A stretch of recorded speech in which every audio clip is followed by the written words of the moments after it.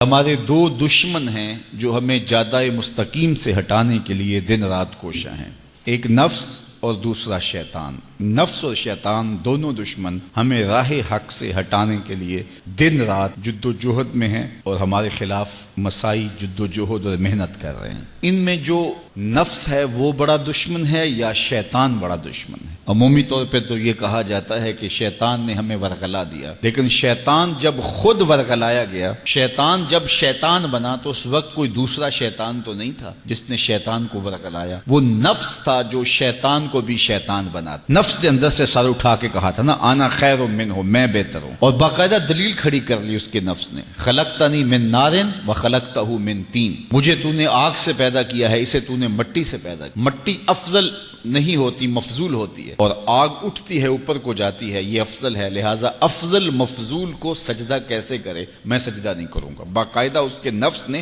ایک دلیل تراشی۔ اللہ اگر چاہتا اس کی دلیل کے بخی اور دھیڑ کے رکھ دیتا، لیکن اللہ تعالیٰ نے اس کی دلیل کا جواب دینے کی بجائے کہا جا میرے دربار سے نکل جا۔ اس نے کہا مالک مجھے مہلت دے دے، کہا جا قیامت تک تجھے مہلت۔ اللہ اکبر۔ تو اب شیطان کو شیطان بنانے والا نفس ہے جس نے اندر سے کھڑے ہو کے کہا انا خیر منہ، میں بہتر ہوں۔ اس میں نے شیطان کا بیڑا غرق کر، انانیت اسے کہتے ہیں، انا خیر منہ، اس سے انانیت ہے، میں بہتر ہوں۔ ایک بزرگ تھے، انہوں نے ساری زندگی اپنی زبان پہ لفظ میں نہیں آنے دیا۔ وہ فرماتے تھے یہ وہ لفظ ہے جس نے شیطان کا بیڑا غرق۔ تو وہ اس مفہوم کو ادا بھی کرنا چاہتے تو بالفاظ دیگر کر۔ کسی نے سنا کہ فلاں شخص ہے، اس کی زبان پہ کبھی میں کا لفظ نہیں آیا، تو اس نے کہا لو اس کی زبان پہ یہ لفظ کیوں نہیں آیا؟ میں جاتا ہوں اور ان کی زبان پہ یہ لفظ آئے ہی آئے۔ ہر شخص کی اپنی ترجیحات ہوتی ہے، ایک مہم پہ نکلا کہ ان کی زبان پہ لفظ میں لے کر آنا۔ گیا، حضرت بیٹھے تھے، حضرت ایک مسئلہ پوچھنے آیا ہوں۔ بیٹا پوچھئے۔ کہا شیطان کو کس چیز نے برباد کیا تھا؟ حضرت اب تو بولیں گے نا کہ میں نے اس کا بیڑا غرق کیا تھا، تو کہوں گا جیسے بھی زبان پہ لفظ تو آئی گیا، اور شیخ بھی بڑے سمجھدار تھے، سمجھ گئے اس کی نیت کے کھوٹ کو کہ یہ کیوں آیا ہے اور یہ مسئلہ کیوں پوچھ رہا۔ ہر مسئلہ تفہیم کے لیے نہیں پوچھا جاتا، اس کے مقاصد اور بھی ہوتے ہیں، اور اہل اللہ کو اللہ نے وہ بصیرت دی ہوتی ہے جو سائل کے انداز سے سمجھتے ہیں کہ اس کے مقاصد۔ تو کہا حضرت پوچھنے آیا ہوں کہ شیطان کو کس چیز نے برباد کیا؟ حضرت فرمانے لگے نماز کا ٹائم ہو گیا، ابھی جماعت کھڑی ہونے والی ہے، نماز کے بعد اس پہ بات کر۔ خیر نماز ہوئی، سلام پھرا تو حضرت خود فرمانے لگے کسی نے پوچھا تھا کہ شیطان کو کس چیز نے برباد کیا؟ جواب دینا چاہ رہا ہوں، کس نے پوچھا تھا؟ جھٹ کھڑا ہو گیا میں نے۔ کہا بس اسی نے اس کا بیڑا غرق کر دیا۔ تو انانیت میں جو ہے یہ شیطان کو شیطان بنانے والی، نفس جس نے اندر سے سر اٹھایا اور کہا انا خیر منہ، میں بہتر ہوں، تو یہ شیطان کو شیطان بنانے والا نفس ہے۔ تو نفس شیطان سے بھی بڑا دشمن۔ اب ہمارے ساتھ دو بڑے دشمن لگے ہوئے، ایک شیطان اور دوسرا نفس، اور دونوں ہمارے باطن کو اجاڑنے کے لیے، ہمارے من کو بے چراغ کرنے کے لیے، ہمارے اندر کی روشنیاں بجھانے کے لیے دن رات کوشاں۔ ایک تنہا ناتواں اکیلی جاں، دو دشمنوں کے نرغے میں، اور دونوں دشمن بڑے تگڑے اور بہت طاقتور، اور ہر وقت ہمارے اوپر حملہ آور۔ الشیطان جاسم علی قلب ابن آدم فاذا ذکر اللہ خنس واذا غفل وسوس۔ حضرت نبی رحمت صلی اللہ علیہ وآلہ وسلم نے ارشاد فرمایا شیطان اولاد آدم کے دل پہ قبضہ جماتا ہے، اور جب بندہ غافل ہوتا ہے تو یہ وسوسے ڈالتا ہے، اور جب بندہ اللہ کا ذکر کرتا ہے تو یہ بھاگ جاتا ہے۔ تو شیطان وسوسہ اندازی کرتا ہے، باطن کو اجاڑتا ہے، من کو لوٹتا ہے۔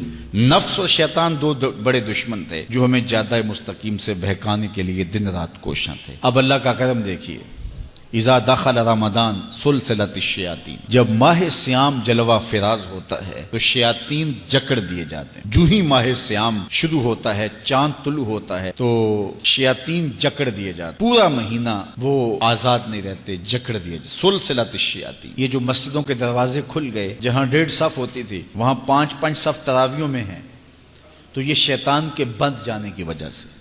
لیکن مہنگائی کا طوفان ہے، بد نگاہی ہے، بد تہذیبی ہے، جھوٹ ہے، دیگر امور بد بھی جاری ہیں، یہ نفس کے موجود ہونے کی، نیکی کا ماحول پیدا ہوا یہ شیطان کے بند جانے کی وجہ، لیکن ہماری برائیاں بدستور موجود ہیں یہ نفس کے موجود ہونے کی وجہ سے۔ اب ہمارے لیے آسانی یہ ہو گئی کہ دو دشمن تھے جن کا ہمارے سے مقابلہ تھا، ایک نفس اور دوسرا شیطان۔ ہمارے لیے یہ سہولت ہو گئی کہ ہمارا ایک دشمن باندھ دیا گیا، اب دشمن ایک ہے جس سے ہم نے ماہ سیام میں اور وہ دشمن کون سا ہے؟ نفس۔ اب نفس کا مقابلہ اتنا آسان بھی نہیں، یہ بہت ڈاڈا دشمن ہے، اندر کا دشمن ہے، گھر کا بھیدی ہے۔ باج فقیراں کسے نہیں ماریا، باہو ظالم چور اندر داہو۔ یہ بڑا سخت اور بڑا شدید قسم کا دشمن ہے۔ یہ اس کی چالیں بہت باریک، شیطان کی چالیں بھی بڑی باریک ہیں اور نفس کی چالیں اس سے بھی زیادہ باریک۔ اب کیسے مقابلہ کریں گے؟ شیطان بھی ہماری متاع عمل کو لوٹنا چاہتا ہے، حتیٰ کہ ہمارے ایمان کو برباد کرنے پر تلا ہوا ہے، اور نفس بھی چالیں چل رہا ہے، اور ہم اپنی زندگی لاؤبالی میں گزارتے چلے جا رہے ہیں۔ ہمیں پتہ ہی نہیں کہ ہم موت کے کتنا قریب ہو رہے ہیں، اور شیطان ہمارے اوپر، نفس ہمارے اوپر حملہ آور ہے، اور یہ چاہتے ہیں ٹھیک ہے یہ چلتا رہے، یہ رسمی زندگی گزارتا رہے، کوئی بات نہیں، اس کے اندر کو ہم لوٹ لیں، اور یہ دونوں دن رات لگے ہوئے۔ ماہ سیام آیا تو ہمارا ایک دشمن بند گیا، ہمیں تھوڑی سی سہولت مل گئی۔ اب ایک ہی دشمن باقی ہے جس سے مقابلہ کرنا باقی ہے، اور وہ ہے نفس۔ اب نفس سے مقابلہ کیسے ہوگا؟ تو کسی ایکسپرٹ سے پوچھیں کہ جناب نفس ہے، ہم کمزور ہیں، شیطان دشمن ہمارا بندہ ہوا ہے، 2 محاذ کھلے تھے تنہا جان کے لیے، ایک محاذ بند ہو گیا، اب ایک ہی محاذ ہے، مقابلہ کرنا ہے تو کیسے کرنا؟ اللہ اکبر۔ تو ہم اقبال کی بارگاہ میں عرض کیا کہ آپ بتائیے۔ وہ کہنے لگے میں آپ کو اپنے مرشد مولانا رومی کے پاس لے جاتا ہوں۔ رومی کے پاس اقبال لے کر کے گئے تو رومی نے کہا کہ میں آپ کو ایک اور شخص کا پتہ بتاتا ہوں، اور وہ اتنا کامل ہے اور اس شعبے میں اس قدر ایکسپرٹ ہے۔ اس نے کہا ہفت شہر عشق را اتار گشت، ما ہنوز اندر خمے یک کوچام۔ عشق کے 7 شہر حضرت شیخ فرید الدین اتار گھوم چکے ہیں، اور ہم پہلے شہر کی پہلی گلی کے کونے میں کھڑے ہیں۔ یعنی اتنا بڑا شخص شیخ فرید الدین علیہ رحمہ، تو کہا وہ بتائیں گے تمہیں کہ نفس کا مقابلہ کیسے کرنا ہے۔ رومی کہتے ہیں کہ وہ میرے بھی استاد ہیں، رومی کہتے ہیں کہ وہ میرے بھی ہادی و مرشد ہیں۔ جس عشق کے شہر میں میں داخل ہوا ہوں اور ابھی کونے پہ کھڑا ہوں، اس طرح کے 7 شہر وہ گھوم کے بھی آئے ہیں۔ آؤ ان سے پوچھتے ہیں کہ جناب نفس قابو کیسے کریں؟ تو شیخ فرید الدین اتار نے کہا نفس نتواں کشت الا باسے چیز، بات گوئم یاد گیرش اے عزیز۔ نفس نہیں مرتا، لیکن 3 اسلحے اگر آپ کے پاس ہوں تو یہ نفس ٹھہر بھی نہیں سکتا۔ غور سے سن لیجئے، روحوں میں اتار لیجئے، اور زندگی میں ہمارا مقصد ہے اس نفس کا مقابلہ کرنا۔ شیطان کا مقابلہ کرنا بھی ہمارا مقصد ہے، اور نفس کا مقابلہ کرنا بھی ہمارا مقصود زندگی ہے۔ ساری زندگی فریب میں ہم میں نہیں گزارنی، زندگی تیزی کے ساتھ گزر رہی ہے اور ہم آغوش موت میں اترنے والے ہیں۔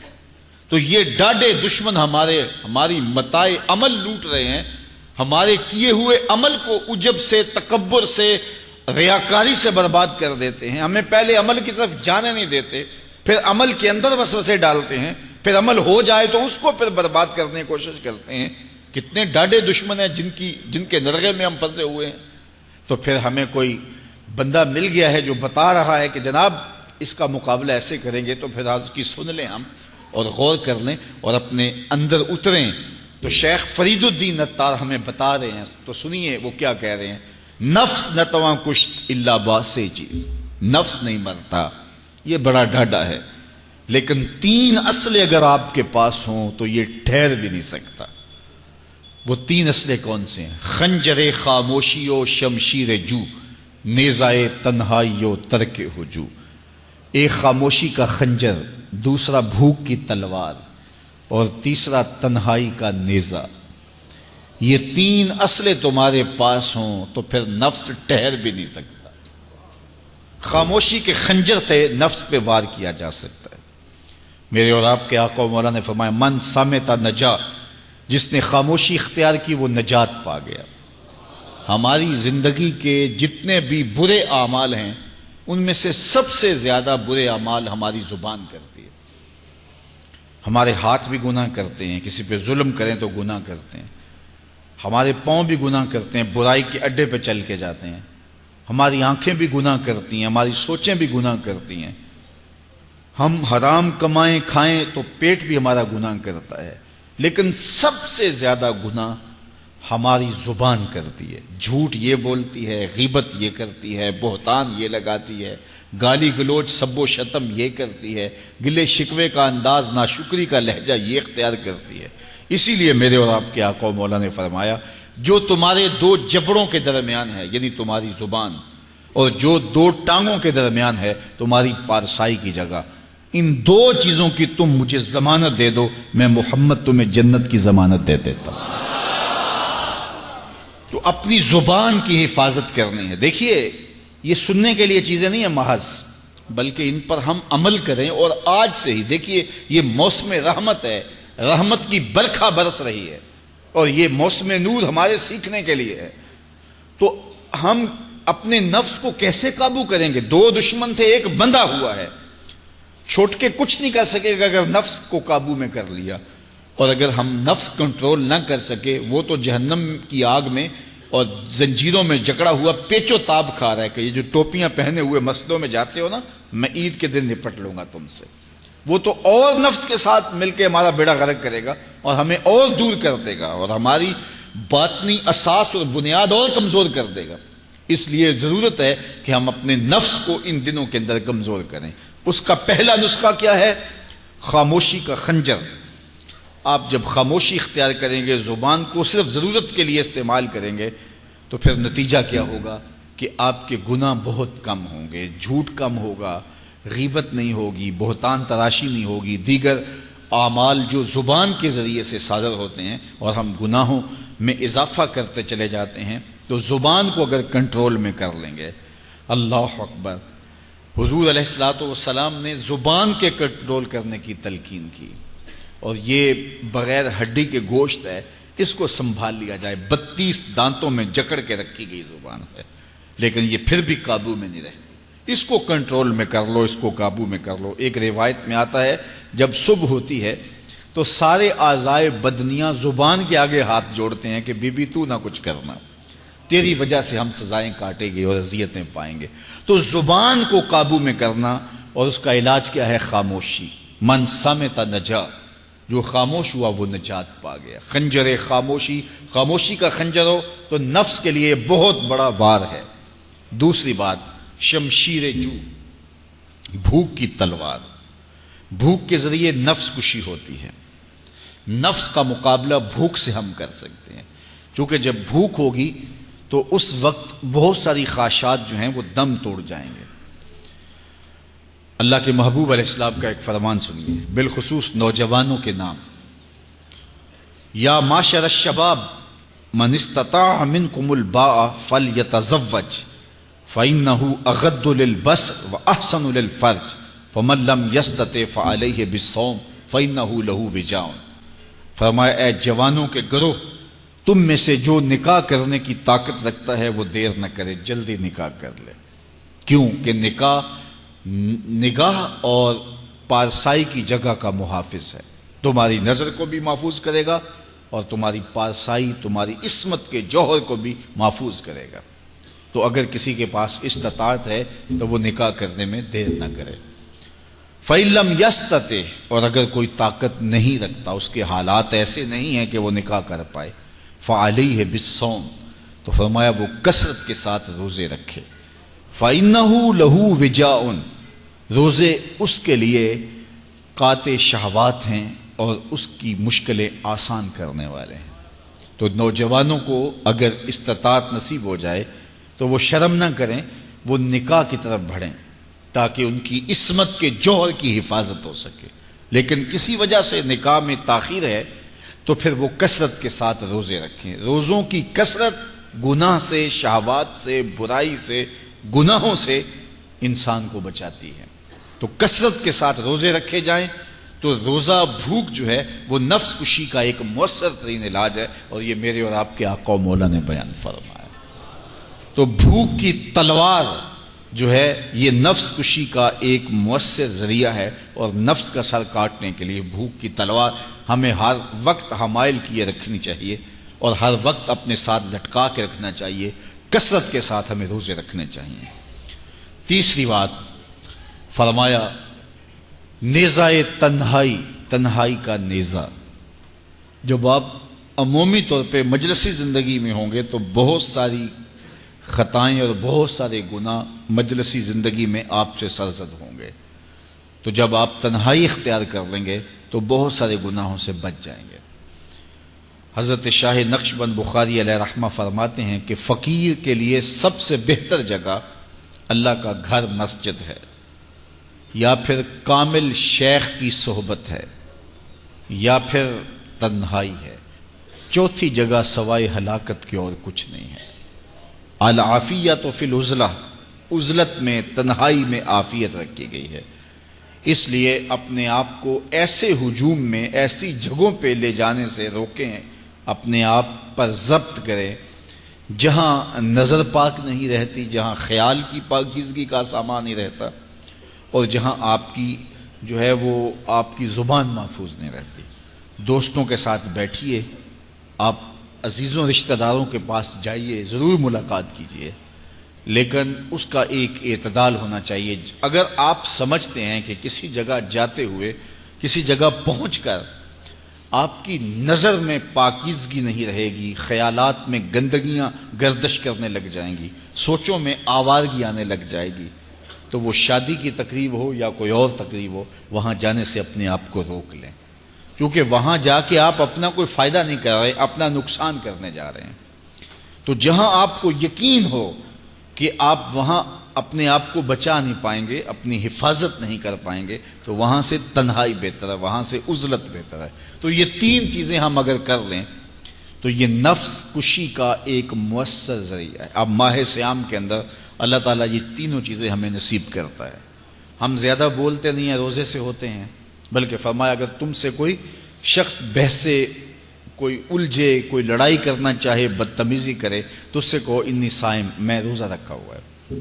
اور اسی طرح بھوک تو میسر ہوتی ہی ہوتی ہے، اور تیسری بات کہ عزلت بھی میسر ہو جاتی ہے، اس میں آپ ذکر کے لیے، فکر کے لیے، روزے میں آپ تلاوت کلام مجید کے لیے تنہائی اختیار کرتے ہیں۔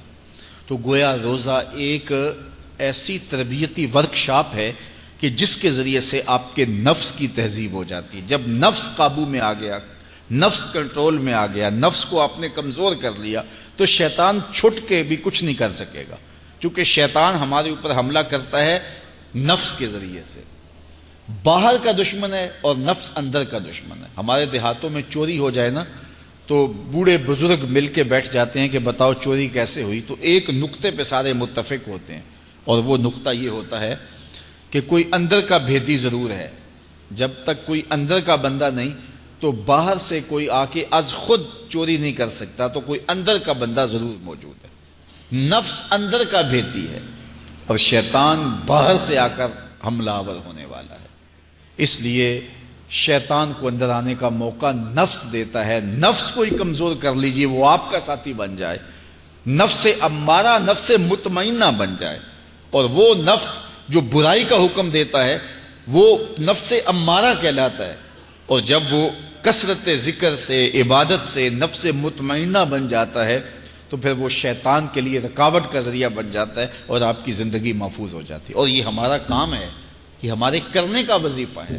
دیکھیے حضرت انسان کو اللہ نے اختیار دیا، زندگی دی، فہم دیا، ادراک دیا، گناہ کی قوتیں اور نیکی قوتیں ساری اس کے ساتھ لگی ہوئی ہیں۔ اس نے صرف ایک لا ابالی شخص کی طرح زندگی نہیں گزارنی کہ جو سامنے آ گیا کھا لیا اور جو زبان پہ آ گیا بول دی، ایسا نہیں ہے۔ یہ تو انسان ہے، اس کو تو اپنی زندگی کی راہیں خود متعین کرنی ہے کہ میری دنیا آخرت کے لیے نفع بخش کیا چیز ہے اور نقصان دہ کیا چیز ہے۔ انا ہدیناہ السبیل اما شاکرا و اما کفورا، کہ ہم نے اس کو دونوں راہیں دکھا دی، وہدیناہ النجدین، اس کو پتہ ہے یہ اچھائی ہے، یہ برائی ہے، اس نے اس سے اجالنا ہے اپنے اندر کو اور اپنے باطن کو سنوارنا ہے۔ تو ماہ صیام ہمارے لیے موسم رحمت اور موسم نور ہے، جو ہمارے اندر کی روشنی کا سبب اور ذریعہ ہے۔ تو آئیے یہ موسم اللہ نے ہمیں نصیب کیا، قرآن مجید کی کثرت سے تلاوت کریں، نفس کمزور ہوگا، تنہائی اختیار کریں، نفس کمزور ہوگا، اپنی زبان پہ قابو کر لیں، نفس کمزور ہوگا، بھوک تو ہم روزے کی وجہ سے کاٹتے ہی کاٹتے، نفس کمزور ہوگا۔ اب شیطان چھٹ کر بھی عید کے دن ہمارا کچھ بگاڑ نہیں سکے گا اگر ہم نے اپنے نفس پہ قابو پا لیا، اور اگر نفس پہ قابو نہ پا سکے تو شیطان تو پھر پیچ و تاب کھا رہا ہے، اور وہ ہمارے اوپر پھر اور زور و شور کے ساتھ حملہ ہوگا اور ہماری متاع عمل کو لوٹ لے گا۔ تو پھر کیا فائدہ ہوا کہ سارے مہینے کی محنت کی، عید کے دن، عید سے 4-5 دن بعد ہم نے لٹا دی، تو فائدہ کیا ہوا؟ اللہ نے اس عورت کی مثال بیان کی ہے قرآن میں جس کا توازن ذہنی ٹھیک نہیں تھا، اور وہ سارا دن سوت کاٹتی رہتی تھی اور شام کو اپنے ہاتھوں سے توڑ دیتی تھی۔ تو کہا کہیں ایسا نہ کرنا کہ تم بھی اس عورت کی طرح ہو جاؤ کہ اپنے ہاتھ سے کاتا ہوا سوت اپنے ہاتھوں سے ہی توڑ دو۔ پورا مہینہ بھوک کاٹی، پیاس کاٹی، تکلیفیں گوارا کی، اور شام کو جو ہے وہ اپنے ہاتھ سے ہی وہ سوت کاٹنے والی خاتون سوت توڑ دیتی ہے۔ تو کہیں ہم بھی ایسے نہ ہو جائیں کہ مہینے کی محنت ہر سال عید یا عید کے چند دن بعد برباد کر لیں، پھر اگلے سال مہینے کی محنت کریں، پھر عید کو برباد کر دیں، تو کیا فائدہ ہوا؟ تو ہم نے جو نعمت سمیٹی ہے، جو چیز دی ہے، جو چیز حاصل کیا، اس کو جذب کر لیں روح کے اندر، اس کو اپنے من کے اندر اتار لیں۔ اہل ایمان کو ایک دعا تلقین کی گئی ہے، وہ کیا دعا کرتے ہیں؟ ربنا لا تزغ قلوبنا بعد اذ ہدیتنا، اے اللہ ہدایت کے بعد ہمارے دل کو پھر دوبارہ ٹیڑھا نہ کر دینا۔ اگر ہدایت دی ہے تو وہ نصیب ہی رہے، وہ من میں جذب ہو جائے، وہ روح میں اتر جائے۔ تو میں اور آپ اپنی زندگی کو اللہ اور اس کے رسول کے نام پہ لگایا ہے، تو پھر اپنی ساری زندگی کو اللہ اور اس کے رسول کے نام پہ لگا دیں۔